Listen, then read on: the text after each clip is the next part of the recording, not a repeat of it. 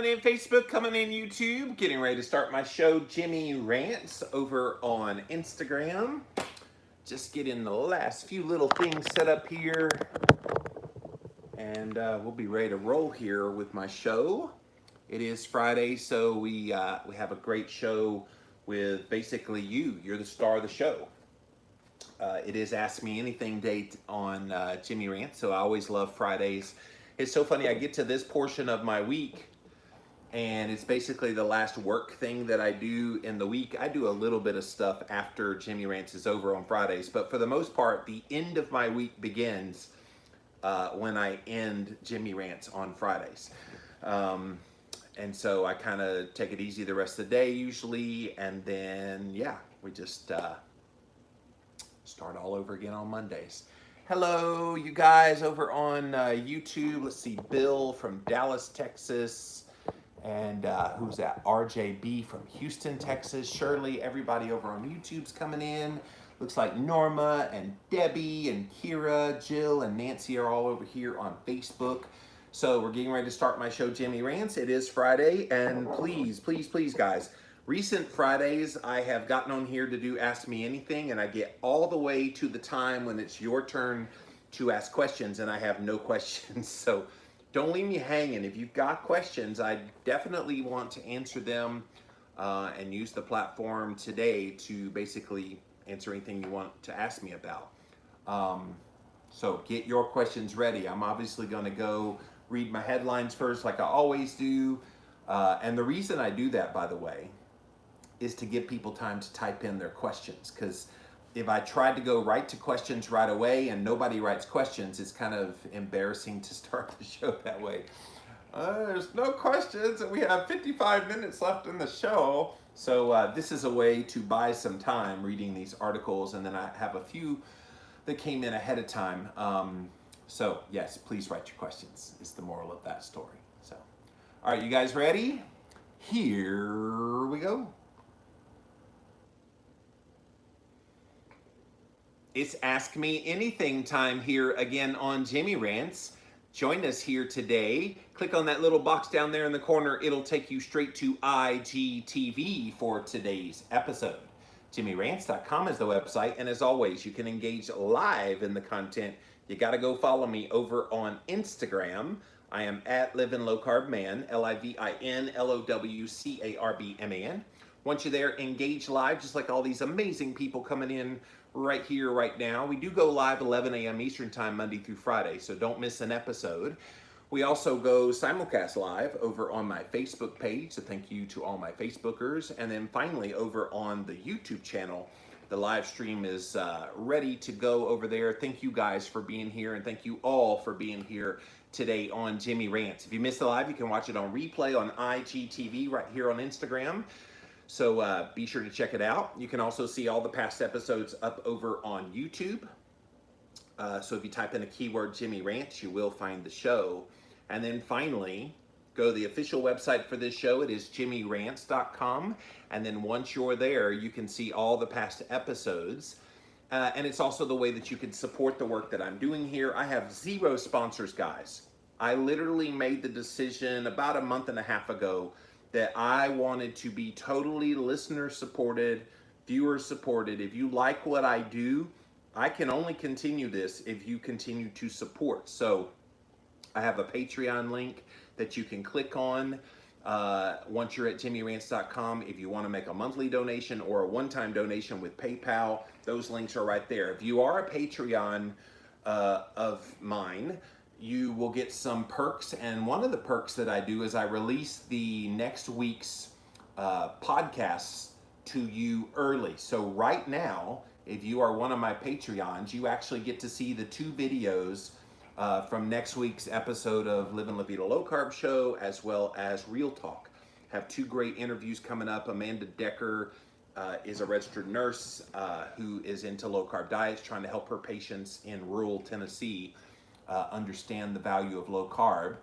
And then Thursday's episode on Real Talk is with Abel James, one of my fellow podcasters, and we talked about all kinds of stuff. So you can go watch those right now if you are one of my Patreons, and click on that Patreon link at JimmyRants.com. Okay, you guys, it is Friday, and Friday means it is Ask Me Anything. So, literally, this is the one day of the week.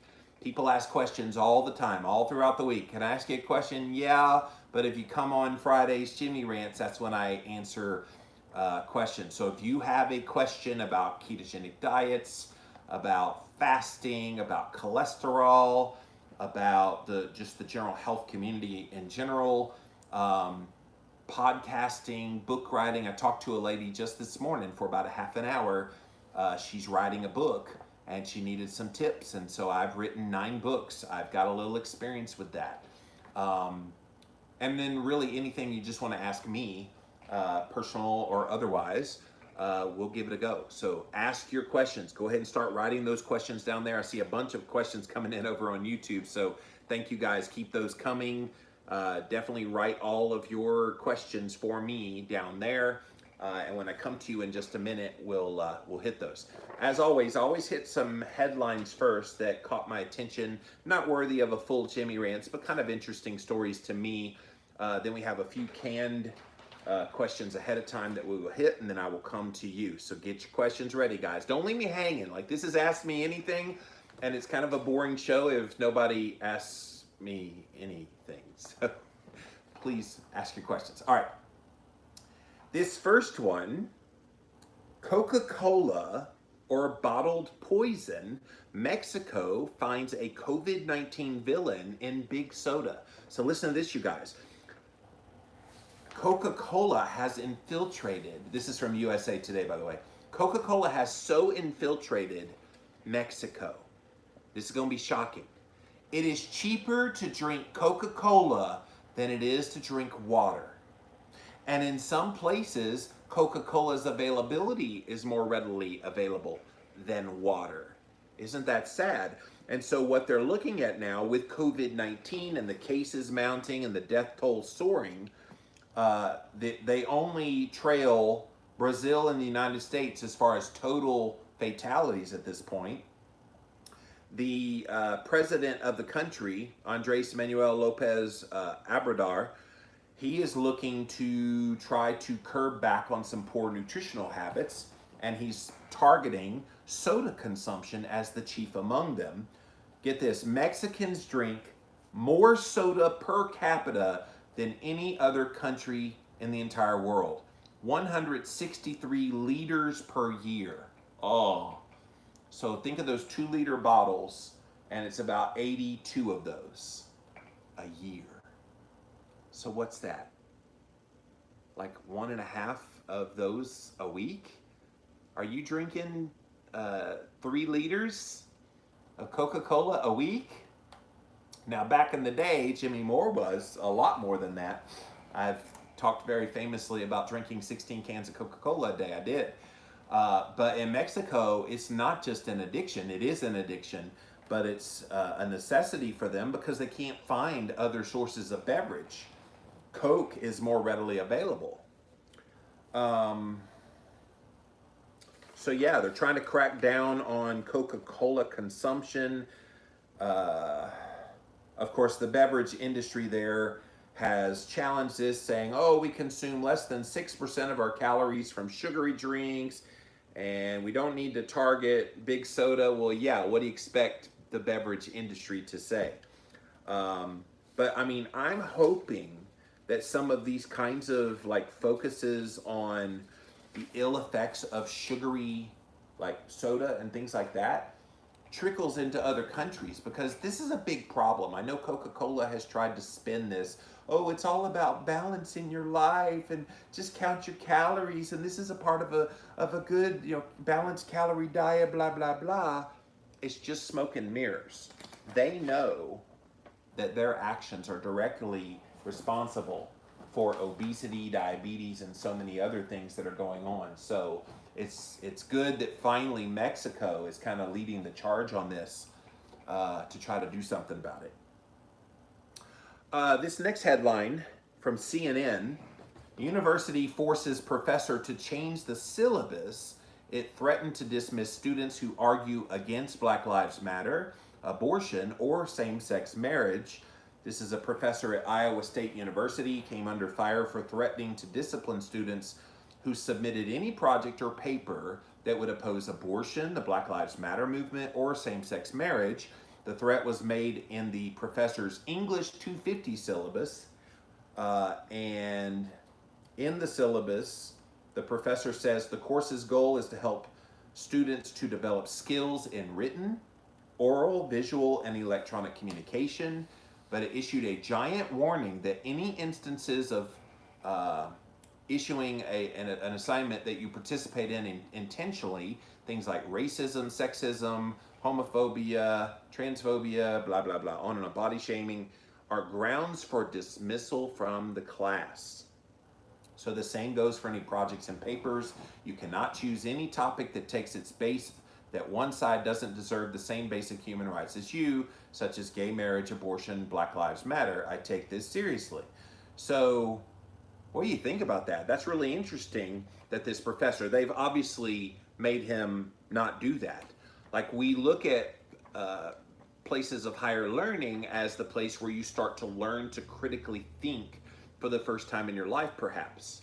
And a lot of these kids, they don't have critical thinking skills. And so if they're told you can't speak up on any given issue, like, I have a problem with that. Like, we're seeing the manifestation of people that don't have good critical thinking skills in 2020.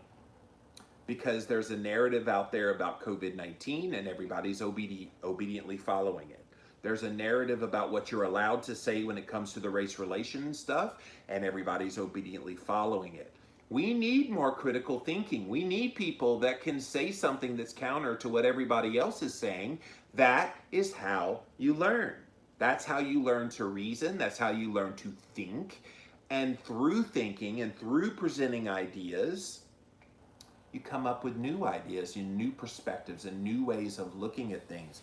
I'm kind of over in 2020 that you have to conform to some certain dictatorial position just because that's what everybody else is doing. Like, is that bothering anybody else? For me, critical thinking is so key if we're going to progress forward as a culture. We need to be critical thinkers. We need to always question things. Questioning things is not a bad thing. It's been made out to be this big boogeyman. Oh, you're not allowed to question. Yeah, you are allowed to question. And I would argue you should question. And you should always, and thank you, Mike, yes, critical thinking with truth. Always bring out the truth. And I'll give you a fine example. So this unfortunate situation that happened in Wisconsin where this guy was shot. And it was unfortunate. And of course, it then led to a lot of the rioting that happened that night in Kenosha. A bunch of things were on fire, and it's been that way for a few days now. What they didn't show you, though, is the video just before that video. And in the video just before that video, because it's not on the mainstream television, you have to go seek it out, but it's online. In the video before that video, you see the guy has a knife, and he's fighting with the police officers. They tase him, he gets loose from the taser, and then the next thing you know is when he walks around and everybody's seen that video. Well, that's the whole truth. And we should be able to talk about those things openly. Well, he wasn't, complying. He could have just complied, and if he complied, perhaps this unfortunate incident would not have happened. But everybody wants to focus on what they see and what they want people to see, and not have the totality of the information. And that should be allowed to happen. So good on that university calling that professor out and saying, we're not going to let you just have one point of view. You need to allow an open point of view. And of all places, a college campus is where all points of view should be out there, and we learn to live in the real world. Because in the real world, you're going to have people of all kinds of thought processes. Good, bad, ugly, in between, and all of it is valid to be spoken. All of it's not valid to be adhered to, but all of it is valid to be heard. At least currently in the United States of America, you're still allowed to be heard. All right, if you're just joining us, we are doing Ask Me Anything. So this is your day. If you have a question for me, keto, cholesterol, fasting, book writing, podcasting, being famous online, or anything for me, ask away your questions, you guys. We'll come to you here in just a minute.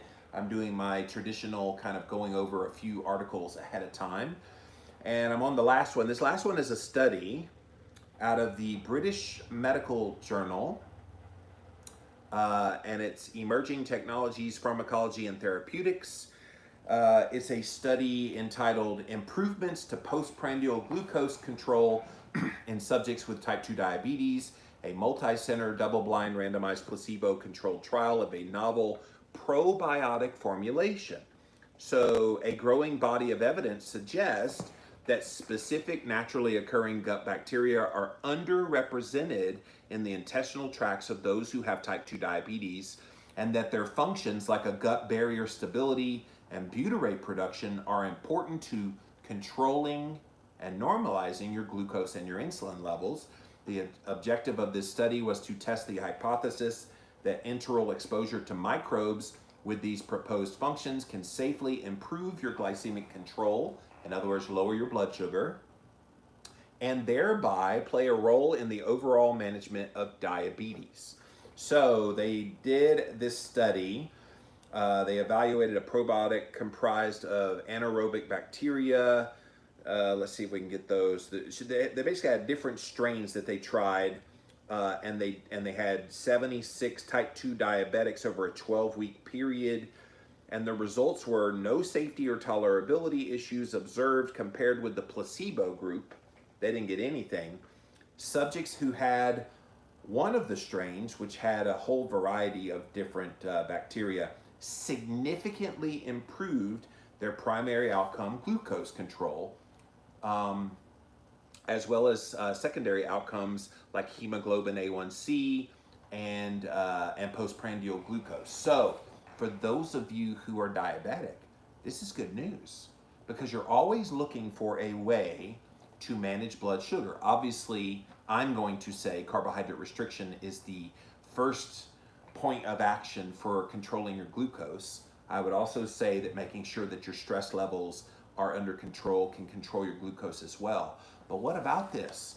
Probiotics and getting your gut health in order is now being found to be pretty amazing for controlling blood sugar as well. Nobody's ever talked about the gut health component in blood sugar control. To our knowledge, in the conclusion, this is the first randomized controlled trial to administer 4 of the 5 strains to human subjects with type 2 diabetes.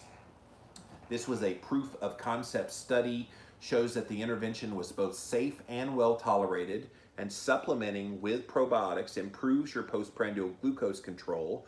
The limited sample size and inter-subject variability justifies future studies designed to confirm and expand upon this. I hope they run with this, because this is really good. They had like 12 different authors on this study, so they took this seriously, you guys.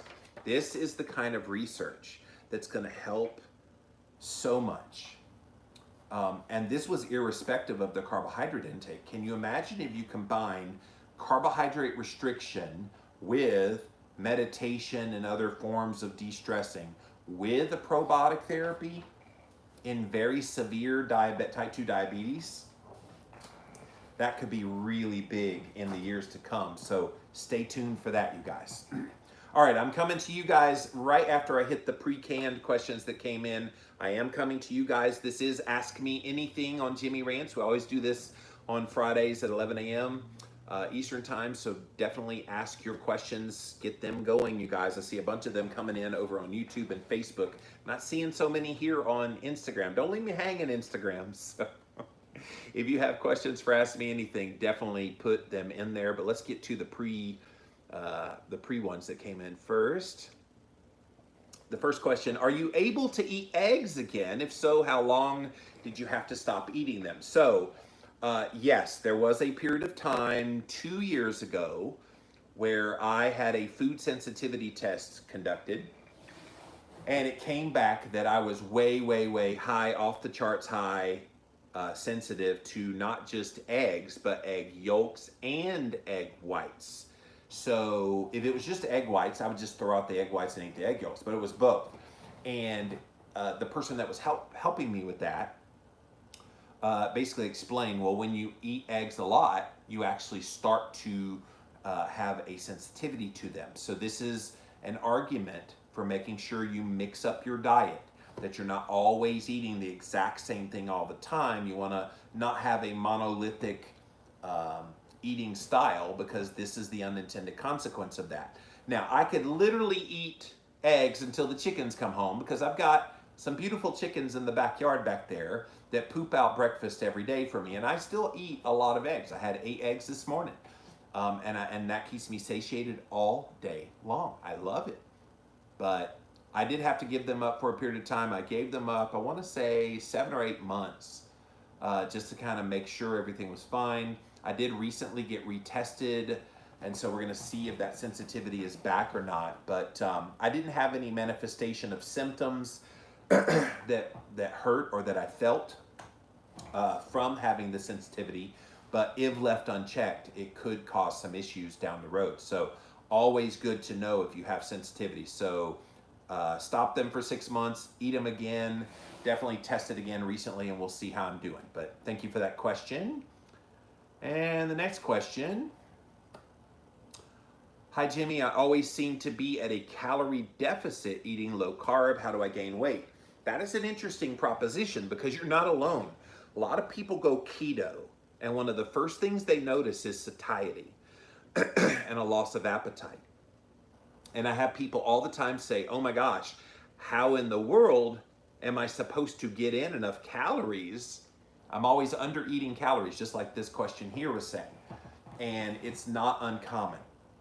The only thing I can tell you to do is set a goal for calories when you first start.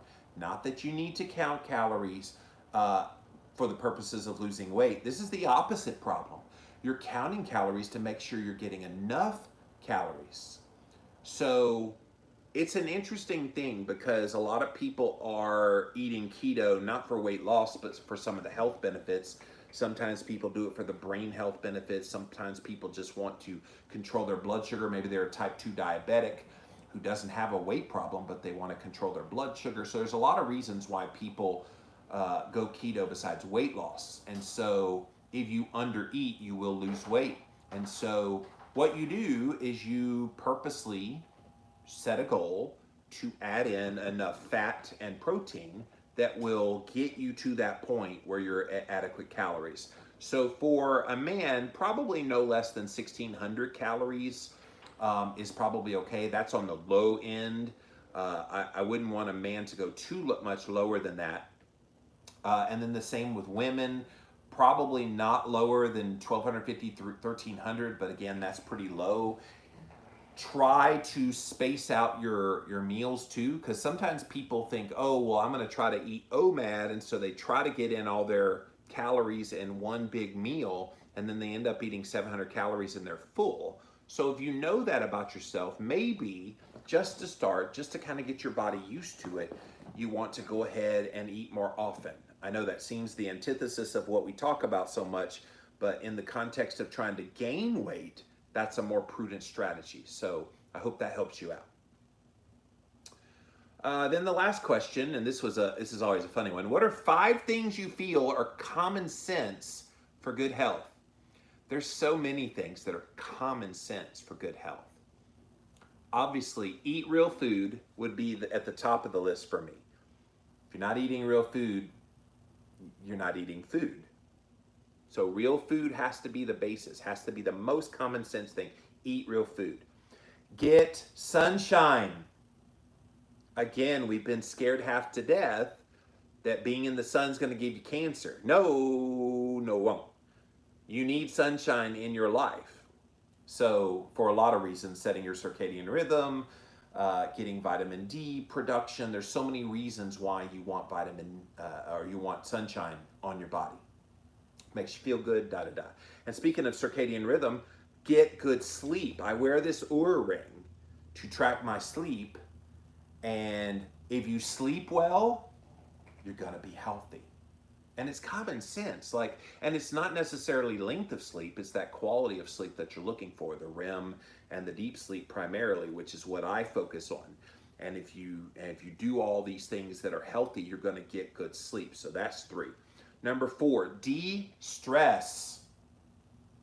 I think most people's issue when they're stuck either in weight or have an elevation in blood sugar or insulin or some other kind of issue that seems perplexing. Oh my gosh, I can't explain why in the world I'm having issues. It's because you're not de-stressing. So you need to figure out ways to meditate and deal with that stress in your life. And then the last one, common sense for good health. It's going to be a weird one, but cultivate real relationships.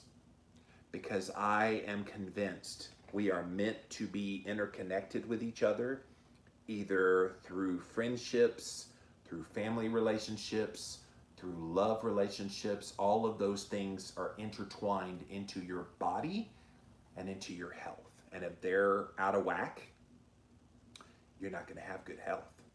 And I can tell you I have some amazing friends in my life. Some of them are watching right now. And I am grateful for them, and I know that they are helping me have good health and vice versa, because those relationships are so key. But thank you for that question.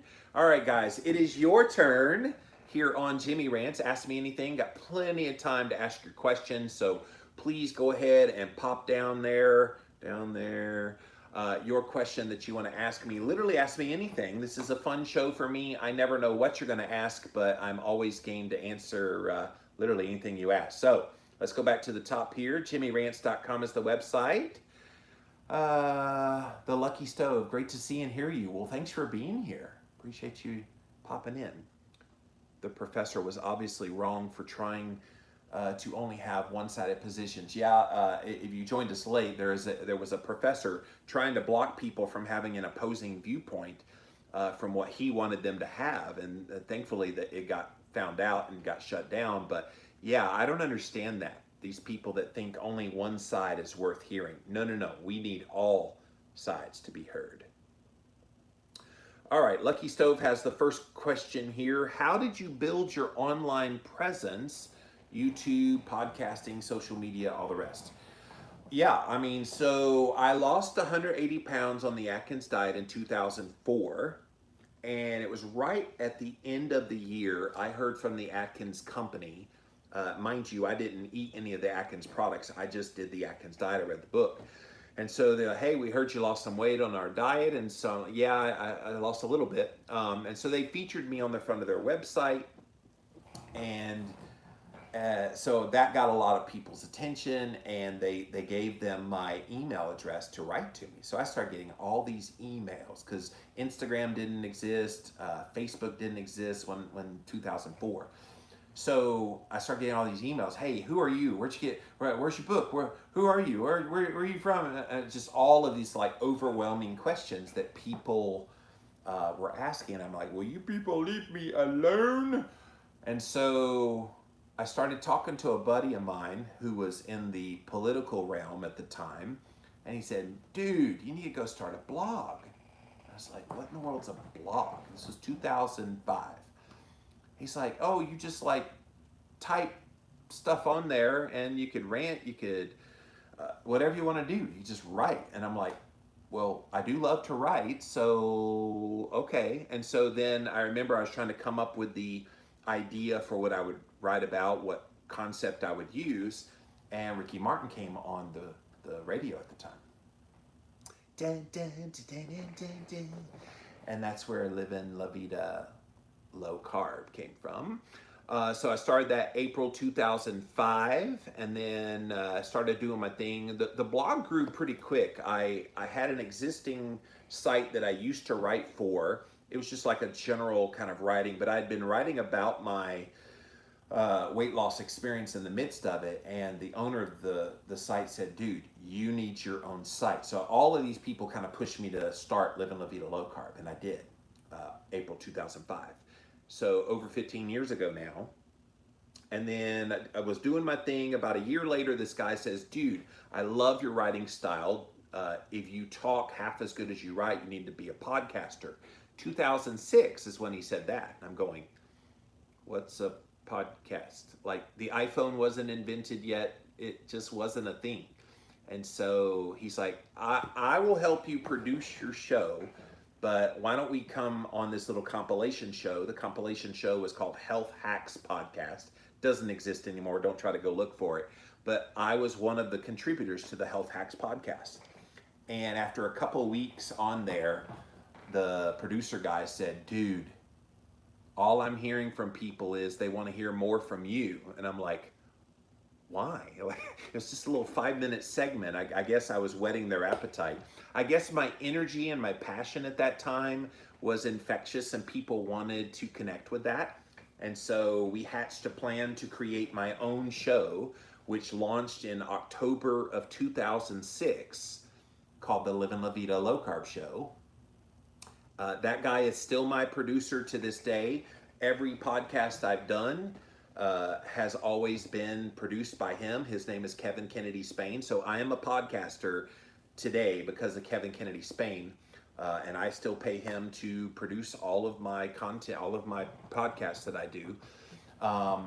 And of course, that show has now become the longest running health podcast on the internet. So it was almost happenstance that I built the online presence. I was just so passionate about getting the word out.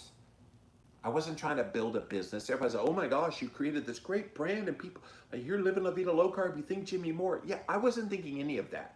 I was a schlub that was just basically doing his thing, trying to help educate people, encourage people, basically by telling my story and sharing encouragement and being there. And then I started with the podcast, started interviewing people. I didn't know how to interview people. I'd never done that in my life. I did a little Christian radio in the 90s, but I never did what I do now. And I grew into that role. I tell people I practiced interviewing people when nobody was listening, so that by the time they started listening and everybody had iPhones and ways to listen a little more easy, I was pretty good at that point. And now I don't even think about interviews. I basically tell people, okay, bring your A game because we're going to ask a lot of good questions. And they're like, okay. Because sometimes people are a little tentative, like, what are you going to ask? I'm like, I don't know. We'll find out when we get into it. I like to have conversations. And I think it comes across a lot more authentic than this kind of canned question and canned answer. Nobody wants to hear that. You want to hear the humanity of the person, and that's what I think I bring to the podcasting table.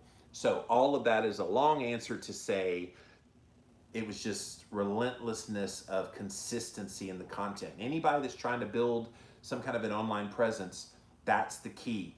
Consistency, consistency, consistency, along with quality and along with connection. I take great pride in connecting with my audience. Like this show here is all about connection. Like, I don't know how this show would exist if I didn't have a connection with you guys. You're watching right now because you relate to me in some way. But thank you for that question. That is a perfect Ask Me Anything question. Low Carb New Yorker, finally got my meta tape and want to apply my Freestyle Libre. As I'm a hairy man, should I shave before cleaning and inserting? Yes. Shave your hairy arm, dude. And you'll be grateful when you go to pull it off. If you don't, you're going to be very ungrateful that you didn't shave. So yes, please shave. And for those of you that don't know, he's talking about putting on a CGM, a continuous glucose monitor. So yes, if you have a hairy arm, I've got a little bit of hair on my arm there. I've never shaved it because it's not real bad hairy. But yes, if you're really hairy there, just take a little shave, razor blade, clean it off and all that jazz. And then yeah, stick it on there. You'll be glad because 2 weeks is a long time. And when you go to pull it off, it's gonna, if you don't have that hair gone. So, but thank you for that question.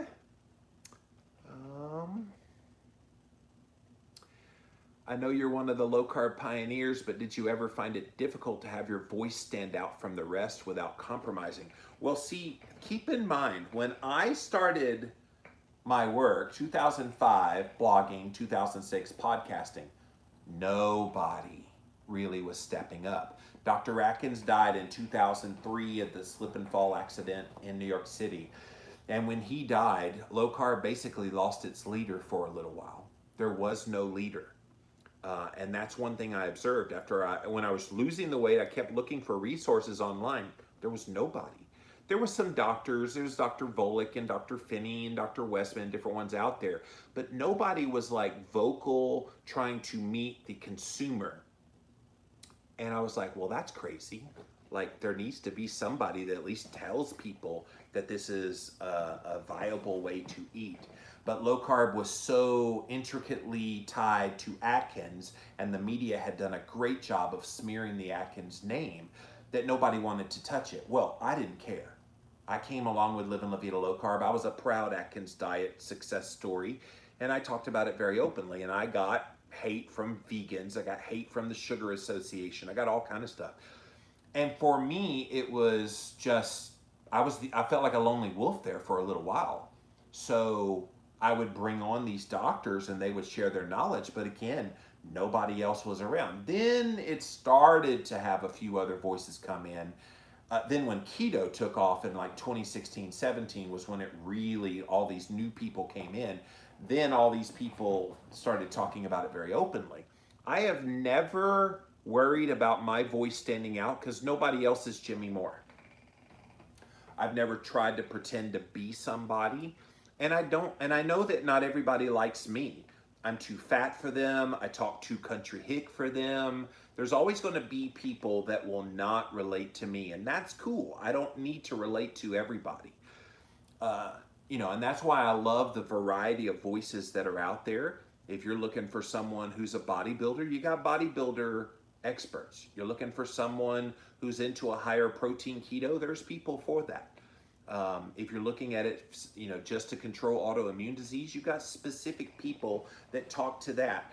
And then you've got people like myself who talk from a general audience standpoint about a lot of different things. And so I have never found it difficult to have my voice stand out because my competition is me.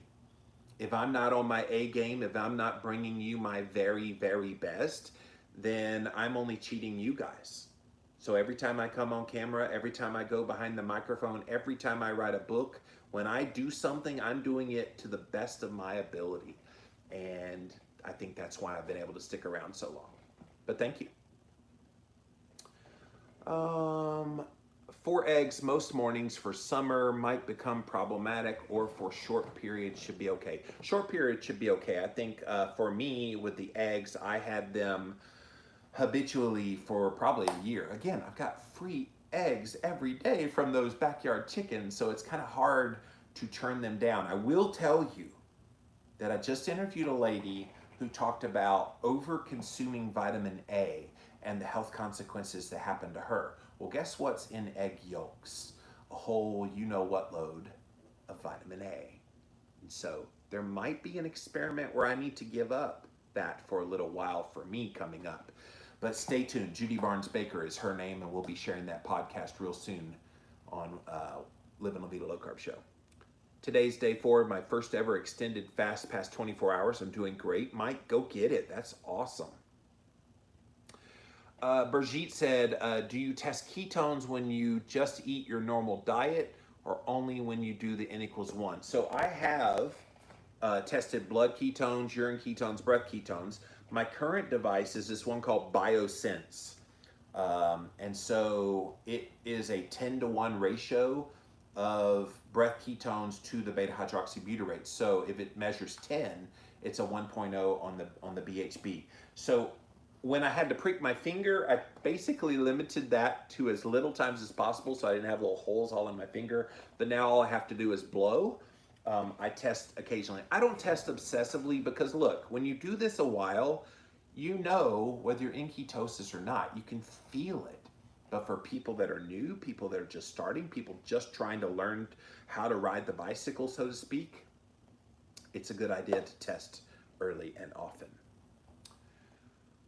Anna says, are you fully carnivore or will you remain eating keto? I'm keto carnivore.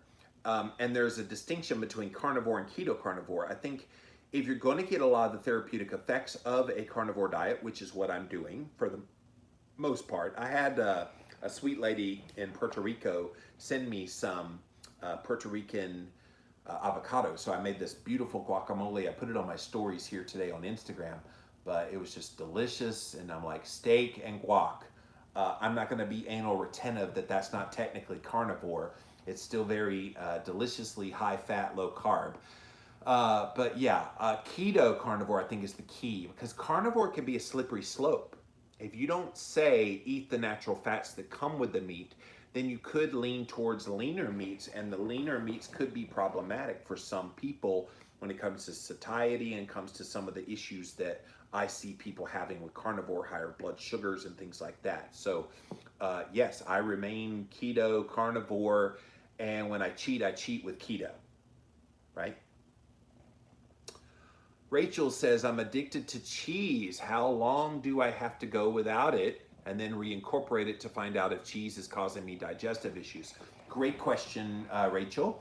I think if you give up something like cheese for 30 days, like, see, here's the thing. You don't always feel the differences when you do an elimination diet. And so because you don't always feel it, you're like, well, I gave it up for 30 days and I didn't feel anything.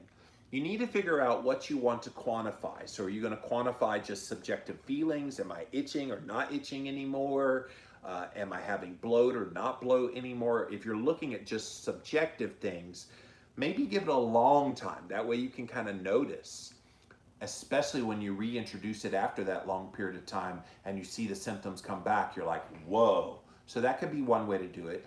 You might want to also run some various markers, things like insulin, and other markers in your blood test that might be able to kind of be able to track. So if you do that, that would be more quantified. I'd say try to work with someone who specializes in elimination diets, like a functional medicine practitioner, because they'll be able to like guide you and run these tests that you need to have run to see if actually dairy is an issue for you or not. But thank you for that question. What'd you do before going full time with Living La Vida Low Carb? Says Low Carb New Yorker. Yes, so everybody asked this, and I had a very boring life. Like I always dreamt my whole career before I started doing this, I always dreamt I could do something that I loved and that I was good at. And what that meant was I loved talking to people, so I did a lot of kind of retail types of jobs.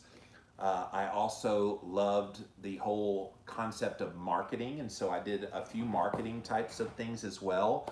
I worked here in Spartanburg, South Carolina, I worked in a Christian bookstore down the road. It's the largest, used to be the largest Christian bookstore in the whole Southeast. They hired me as a marketing manager. I used to be a music buyer in a chain of Christian bookstores in Virginia called Heaven and Earth, and I was the music buyer. And so I was the one that they would call, and remember I was also a disc jockey in Virginia Beach at a Christian radio station. I'd be the one they'd call and say, well, the lyrics that they heard on the radio go something like Jesus, Jesus, something, something. And I'm like, I'm gonna need a little more than that. Well, it had a brick in it. Oh, it's this. Oh, and so you just kind of like, I was the one that they always came to for the encyclopedia of those kinds of things. And so I did a lot of that kind of job. The job I had right before I started full time with Living La Vida Low Carb was I was at a big corporation answering all the emails. This is a major company where customers would type in complaints and compliments and all kinds of correspondence. I answered all the emails, 3,000 emails a day. Now, a lot of it was canned responses. You just cut and paste and nut it up. But it was a very interesting experience because then I started getting my own emails, and it got me pretty good at responding to people because I always wanted to have that personalized connection to my audience when they wrote to me. Now, today I have a lady that answers emails for me, but I had that skill for many years thanks to that job I did right before. But yeah, customer service, marketing, emails, that kind of thing. I tell people that the jobs I had before I did Live in La Vida Low Carb actually prepared me for what I do now. The only thing I've not ever been prepared for is talking. Like I had to grow into that role of being able to talk on camera, be able to talk behind a microphone, be able to comfortably interview people. None of that was a skill I had. I learned on the job. But I think I've gotten decently good at it now.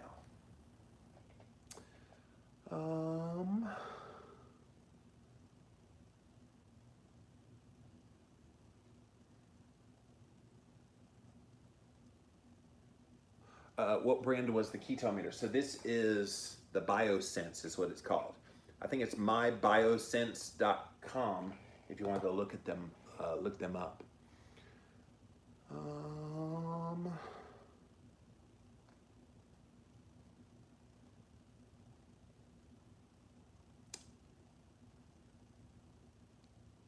Paul says, I haven't been around much since the sabbatical. I haven't heard you talk about your wife. Well, it's because I left her. That happened 2 weeks after I went on sabbatical. And South Carolina has a law, you have to be separated for a year before you can finalize it. And so we're coming up in 2 weeks, will be a year, and the paperwork will be filed and it will be over. So yeah, things aren't supposed to last forever sometimes, and unfortunately this was one of those things, but thank you for that. What's the final conclusion about LDL cholesterol? Is it relevant or not? So I'm going to answer it by asking you, what is LDL cholesterol? Are we talking about the LDL-C that's on a standard lipid panel?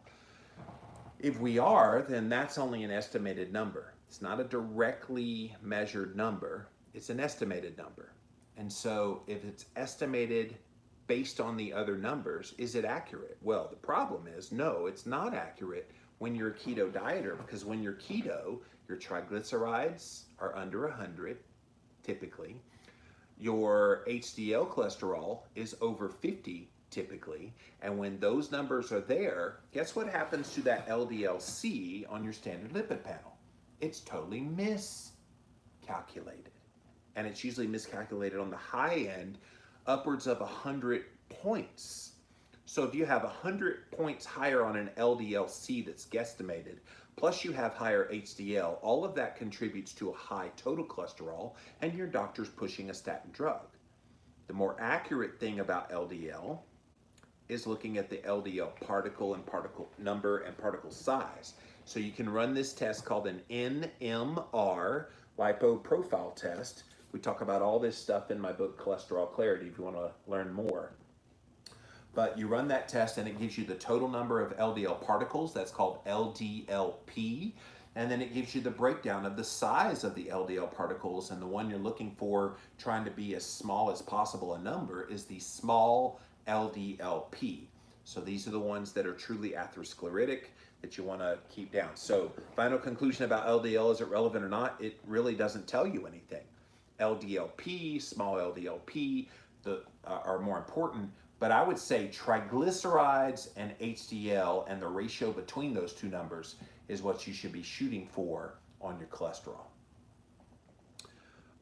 Sharon wants to know, what are your thoughts on the toxicity of frying and charring or smoking meat? Well, try to minimize it as much as possible. I think there's enough evidence now that there are for sure carcinogens that happen when you overcook meats like that.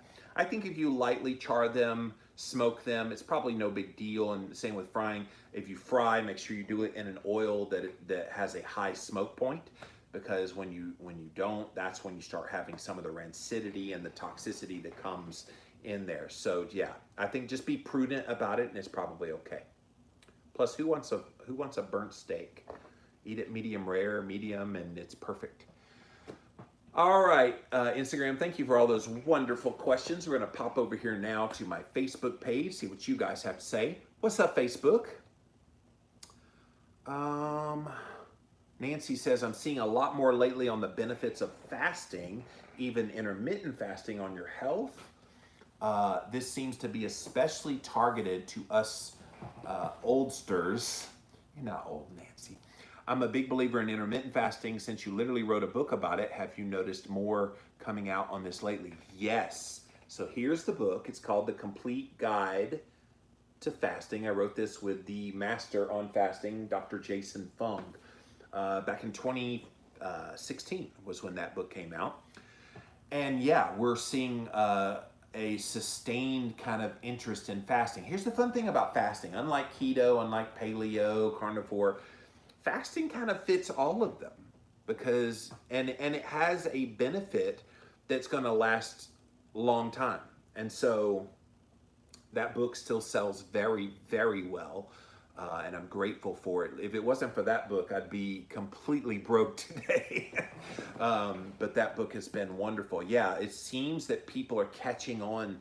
And I think some of the positive news about autophagy, the positive news from some studies that have come out that said, just fasting for this period of time can actually improve blood glucose and insulin and type 2 diabetes and lose weight. It's just, there's so much positive coming out about it that I think people are just wakening up to it. But yeah, it's been out there a little while.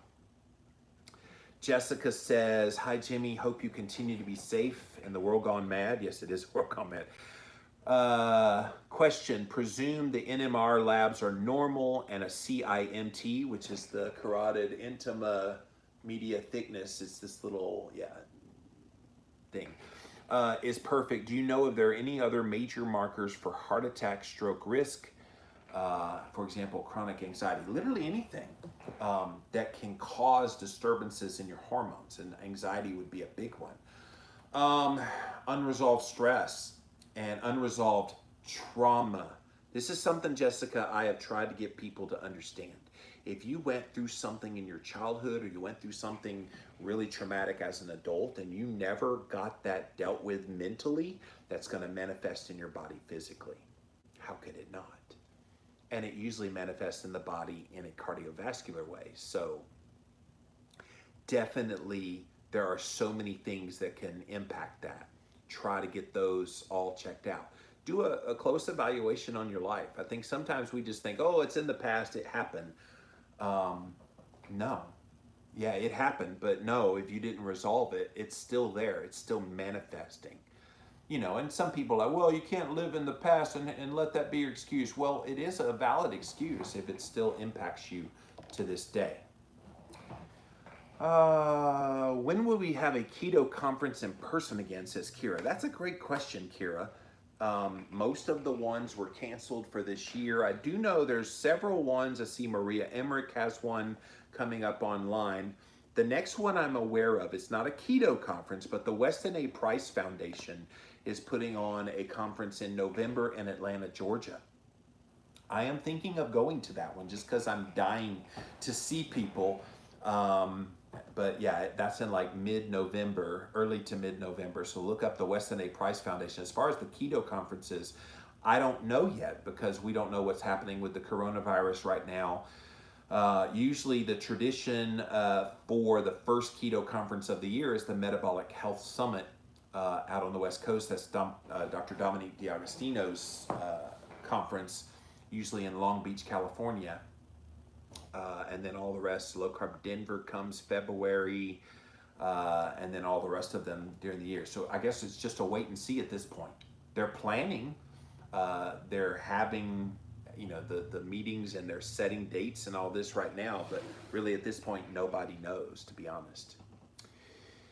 Tara says, speaking of hair and asking you anything, would you ever consider growing a full beard? Inquiring minds want to know. Well, I used to have the full beard. I'm not one of these people, Tara, that has the beard like come out like big bushy. It just doesn't grow out. But yeah, I mean, I have had it be all the way. I started shaving it like this. It just looked good. I liked it. But I'd be willing to change if somebody wanted it to be changed. And yeah, you never know. Let's see. Norma wants to know, will you have Jen Stevens on any of your shows? I don't know who Jen Stevens is. You're going to have to educate me more because I have no idea who that is. Candy Hall, could you please talk a bit about thyroid? I cannot get mine regulated. My dosage keeps changing. I take Armour, started out with 90, but my heart raced. Then I went down to 60. Still heart and chest pain. Now I'm 30. I feel too low. My hair is falling out like crazy. I also have Hashimoto's. Yeah, I could tell you had Hashimoto's. You need to see a functional medicine practitioner, um, because that's what they're experts at. So try to find one that can help you balance that. And I'm sorry you're going through that. Sometimes medicine is good, but medicine with different like lifestyle modalities and supplements and um, adaptogens and things like that might help to regulate that. But having your thyroid out of whack is certainly no fun at all. So I'm sorry that's happening. There are a ton of online summits these days. I miss the personal contact, but these are good. Yeah, exactly, Jessica. That's true. All right, thank you. Oh, Norma said the lady she mentioned, Jen Stevens, wrote, delay, don't deny, and feast, fast, repeat. Yeah, literally never heard of her before. If she wants to reach out, I'd be delighted to talk to somebody. Sounds like she's a fasting expert, but thank you for that. Thank you, Facebook. Let's pop over here to YouTube. I know I had a ton of questions come in, so bear with me, you guys. Bill says, have you tried carnivore and ever, I'm considering it. Yeah, I answered that question already. I'm currently doing carnivore. Can I give a zinc supplement to my 10-year-old? Zinc is just a vitamin, so why not?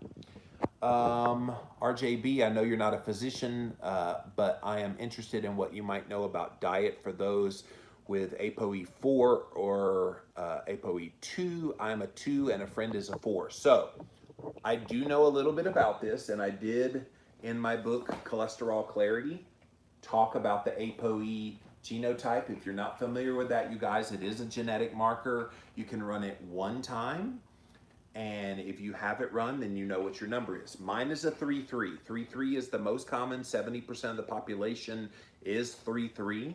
But then you've got these genetic alterations with a 2 in it, like you have, and a 4, like your friend. 4's the ones that you're worried about, especially a 4-4.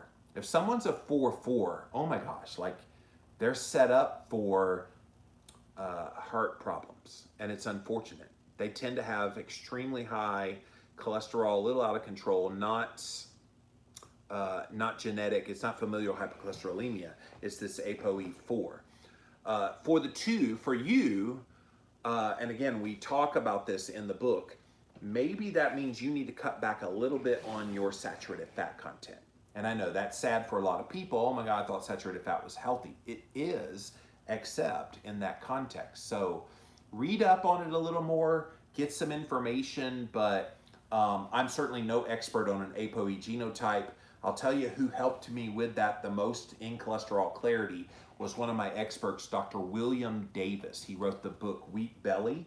Go look him up. He did a lot of great research on ApoE genotype, so he can definitely help you out and answer your question. But thank you for your question here today. I'm Keto Carnivore, says Craig. Any advice for the first date I have set up for next week because she's vegan? I want to say you asked me this question last week. Yeah, don't make a big deal about it. Don't let her change you to vegan though. Now, if you convert her to carnivore, marry that girl right away. So.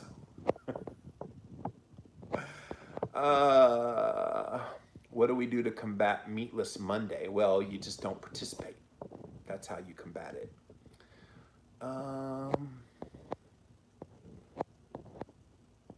When I write my kids' keto book, not a cookbook necessarily, can I reach out to discuss publishing suggestions and connections? Yes, because I just did that this morning. I did a 30-minute consultation, didn't charge anything, with a friend in the carnivore community who's working on a book. And she just said, hey, can I pick your brain? You've done this a little while. I'm like, I have done this a little while. And so she has some really smart questions, and I gave her some of the ups, downs, and in-betweens of writing books. It's not as glamorous as you might think it is. I mean, obviously, I'm extremely proud of my baby. This will always be my baby. Like, this is the one book that I wanted to write. When they came to me, they're like, hey, we want you to write books for us. I was like, yeah, this is the book I want to write. And they wouldn't let me write it first. This was my first book with the major publisher.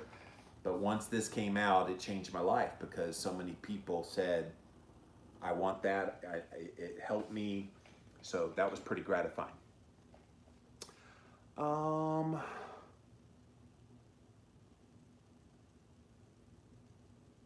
keto, we still need blood glucose in addition to ketones for brain health. No, you don't. Because your body makes the glucose from the fat and protein that you consume. So you don't have to eat carbohydrate in order for your body to get that glucose. This is where the mainstream messes up. They think you need to eat a minimum of 130 grams of carbohydrate in your diet because that's the amount of glucose it takes to feed your brain. But what they're not paying attention to is that the body is extremely efficient at making glucose from fat and protein, process called gluconeogenesis, and so it can convert that over for all those glucose dependent functions in your body. This is why, as a carnivore dieter, you may have a higher level of blood glucose. And what that is the body knows that it has a glucose storage, especially in the mornings, where there are glucose dependent functions that need that glucose. And so, no, you don't need to consume the glucose. You get it because of gluconeogenesis. But thank you for that, Chimp Logic.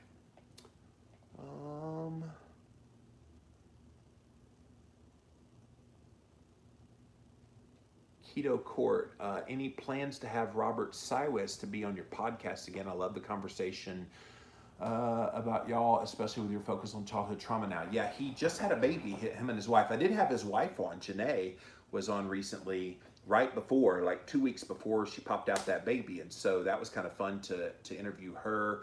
And we talked about him behind his back. But yeah, I always love talking to him. He's a very intense guy. Like there's certain people you interview and you're just like, you know, he's so intense. But yeah, I mean, obviously with his focus, I mean, I don't run out of people to interview. That's my problem.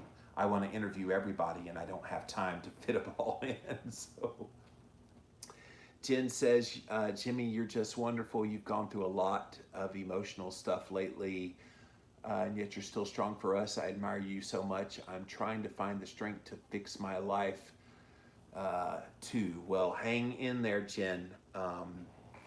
Tough times show you who you are. And I remind people of that often that feel so down because of their life circumstances. And if you're one of those people that feels like you've been beat up by the world, can I tell you, if you're still around, you're stronger than most. Most people crumble and fall under all that. And yeah, 2020 has really sucked for me. Came back from sabbatical March the 1st with the expectation that I would get back to the work I was doing before I left. And then 10 days later, all the COVID stuff hit, and it's just taken a huge hit on my business. I lost a bunch of the sponsors just because they're fearful of what's happening in our country right now. And I am going through the separation. So on top of that, I have all of these things. And so it can be tough. And I learned a long time ago that when you've overcome stuff in your life, and I have, thank God, overcome childhood trauma and different things, you don't let anything be an excuse as to why you give up. You just keep going, and you keep on keeping on, and you keep doing your thing. There's too much at stake not to keep going. So that's what keeps me going, is knowing that I'm doing what I know I'm supposed to be doing. And I'm still making a difference in the world. And I still matter to people. Even if up here I don't always believe it, I have my rough days. I have those days when I just feel like walking away. That's just honest. Because it's an ugly, ugly world being an online public figure these days. And you can't even say the sky is blue anymore without somebody telling you what a horrible person you are. So hang in there. We're all doing this thing of life and trying to make the best of it. We're all going through stuff because of COVID and the race relation stuff and all that. But some of us have some personal stuff on top of all that that's making it pretty difficult. So I'm trying to be an example of you can make it even if you're hurting really bad.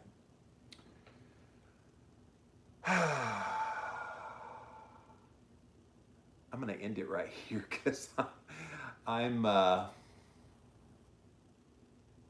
overwhelmed with emotion right now. Because some days this gets hard. And you guys are fun. Like, I love talking to you. I come on Jimmy Rants every day. I do my thing. And I love every minute of what I get to do. But I do have that propensity to want to walk away a lot. And I know that's wrong.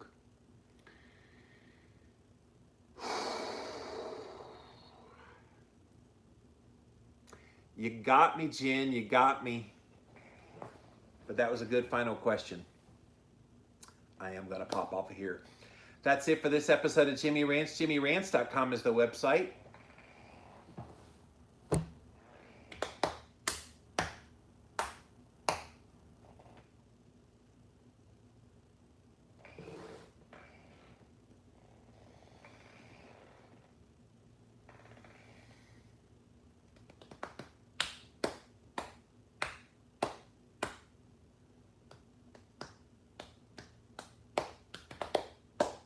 I don't like crying on camera. You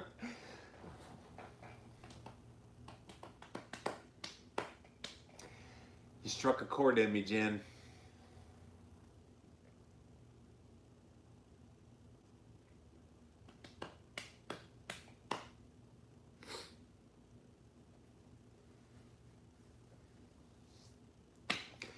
You guys know the rest. JimmyRants.com. Bye.